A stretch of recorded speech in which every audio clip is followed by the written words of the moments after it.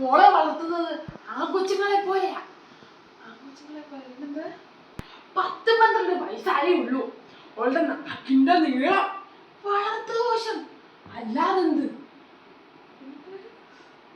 ഞങ്ങൾ വളർന്നൊരു കാലമുണ്ടായിരുന്നു, അന്നൊന്നും ഈ പ്രശ്നം ഉണ്ടായിരുന്നില്ല. ഇതിപ്പോ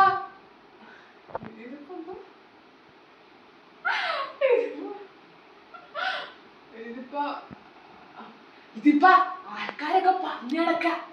എന്താവോ എന്തോ വേറൊരു വീട്ടിൽ കെട്ടിച്ചെല്ലേണ്ടല്ലേ അവള്. എന്തേലും വിചാരമുണ്ടോ? എന്താവോ എന്തോ.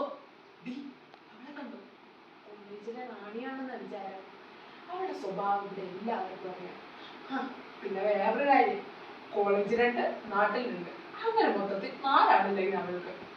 വേണ്ട, എനിക്കിപ്പൊ കല്യാണം വേണ്ട. വേണ്ടെന്നല്ലേ ഞാൻ പറഞ്ഞത്. എനിക്ക് പഠിച്ചൊരു ജോലി കിട്ടിയിട്ട് മതി കല്യാണം.